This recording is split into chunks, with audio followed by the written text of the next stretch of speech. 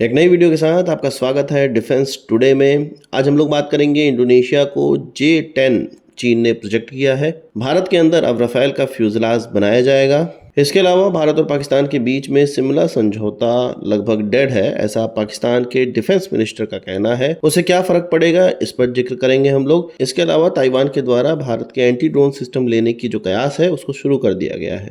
तो इन सभी चीजों पर, इन सभी न्यूज पर विस्तार से बात करेंगे। अब सबसे पहले बात करते हैं भारत और पाकिस्तान रिश्तों की। आप जानते हैं कि ऑपरेशन सिंदूर के बाद पाकिस्तान काफी तिलमिलाया हुआ है, काफी अच्छे से उसकी घिसाई हुई है। अब पाकिस्तान के डिफेंस मिनिस्टर के द्वारा ये कहा गया है सिमला एग्रीमेंट तो बिल्कुल खत्म हो चुका है। उनका ये कहना है इंडस वाटर ट्रीटी खत्म हुई हो न हुई हो, पर सिमला समझौता बिल्कुल खत्म हो गया है। उनका ये कहना है कि सिमला समझौता खत्म होने के बाद अब ये होगा कि भारत और पाकिस्तान के बीच में सिमला समझौते के मुताबिक जो ये बायलैटरली कश्मीर के मुद्दे को सॉल्व करने की बात थी वो होती थी।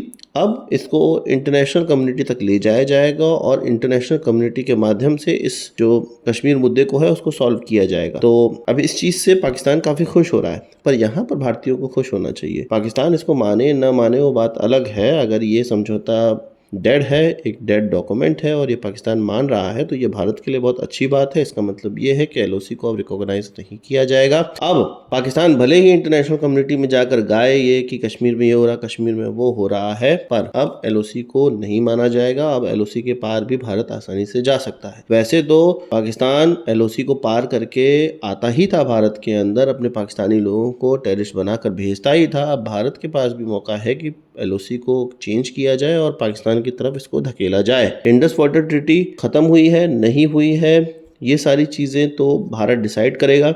भारत इस ट्रीटी के तहत ये डेटा शेयर करता था कि कितना पानी हम लोग छोड़ रहे हैं। अब ये डेटा शेयर करना बंद कर दिया गया। पाकिस्तान को दिक्कत तो हुई है और भले ही वो इस तिलमिलाहट को छुपाना चाहें, पर बार बार उनके मुंह से ये सारी चीज़ें निकलती ही रहती हैं। आपको क्या कहना है कमेंट बॉक्स में बताइएगा। बात कर लेते हैं ताइवान की।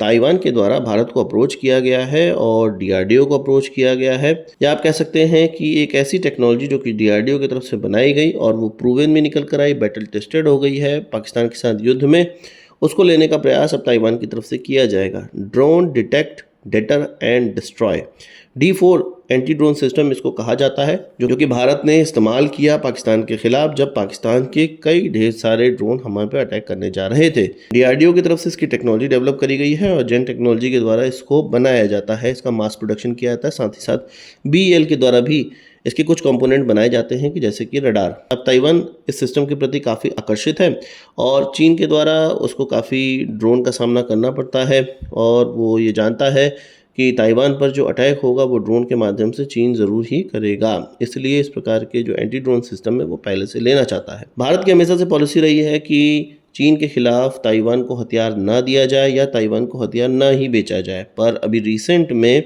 चीन के खिलाफ जो हमारी पॉलिसीज़ हैं वो काफ़ी चेंज हो चुकी हैं और अब हम लोग ताइवान को हथियार बेचने के मूड में लग रहे हैं और हो सकता है कि ये D4 सिस्टम उनको जल्द ही बेच दिया जाए या इसकी टेक्नोलॉजी दी जाए। ऑफिशियली नहीं तो अनऑफिशियली तो दे ही दी जाएगी अगर वो चाहते होंगे तो, क्योंकि चीन को ताइवान से दूर रखना भारत के लिए भी बेनिफिशियल है। आपको क्या कहना है कमेंट बॉक्स में बताइएगा। बात कर लेते हैं इंडोनेशिया की। चीन की तरफ से इंडोनेशिया को J-10 एयरक्राफ्ट अब बेचे जा रहे हैं या उनके सामने प्रोजेक्ट किए गए हैं। इंडोनेशिया का यह कहना है कि चीन के इस J-10 एयरक्राफ्ट को वो उड़ा कर देखेगा, इस्तेमाल करके देखेगा और उसको अगर ये पसंद आता है, उसकी रिक्वायरमेंट पूरी होती है तो डेफिनेटली इसको खरीदा जाएगा। अभी हम लोगों ने रिसेंट पास्ट में ये देखा है कि इंडोनेशिया हथियारों के मामले में अपने आप को डाइवर्सिफाई कर रहा है। वो पहले रशिया से हथियार तो खरीदता था, पर साउथ कोरिया की तरफ भी देख रहा है, टर्की की तरफ भी देख रहा है और चीन की तरफ भी देख रहा है। अभी रिसेंट पास्ट में चीन से उसने काफ़ी एम्यूनिशन खरीदा है।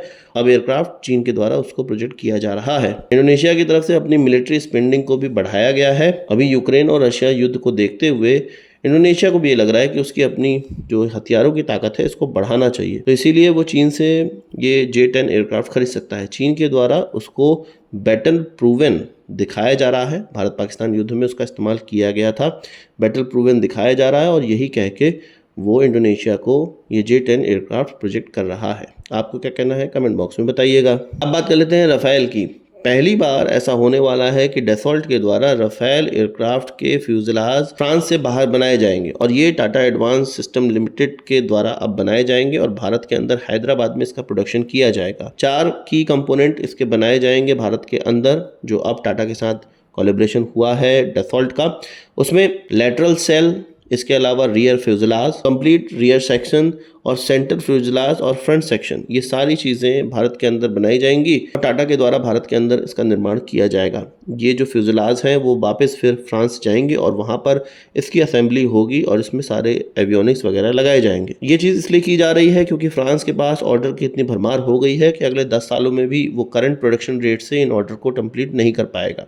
इसलिए इस प्रोडक्शन रेट को बढ़ाने के लिए भारत के अंदर टाटा की फैसिलिटी में फ्यूजलाज का निर्माण किया जाएगा, जो कि 2028 से स्टार्ट हो जाएंगे और 2028 से हर साल, या आप कह सकते हैं हर महीने 2 एयरक्राफ्ट और हर साल 24 एयरक्राफ्ट के फ्यूजलाज और ये पार्ट निकालने का प्रयास किया जाएगा। साथ ही साथ ये जो प्रयास है वो भारत के द्वारा अगर ऑर्डर दिया जाता है डसॉल्ट को, या जो मरीन ऑर्डर दिया गया है, मरीन राफेल का ऑर्डर दिया गया है, उसके लिए भी वैलिड होगा और इनके फ्यूजलाज भी भारत के अंदर बनाए जाएंगे। और ऐसा नहीं है कि केवल भारत के ही फ्यूजलाज भारत के अंदर बनाए जाएंगे, राफेल के जितने भी ऑर्डर वर्ल्ड वाइड है उन सभी के फ्यूजलाज भारत के अंदर बनाए जाएंगे। 4 कंपोनेंट जिनका नाम मैंने लिया, और उसके बाद असेंबली के लिए वो फ्रांस जाएंगे और वहां पर इनका पूरा असेंबली की जाएगी और तब इनको तीसरी कंट्री को बेचा जाएगा।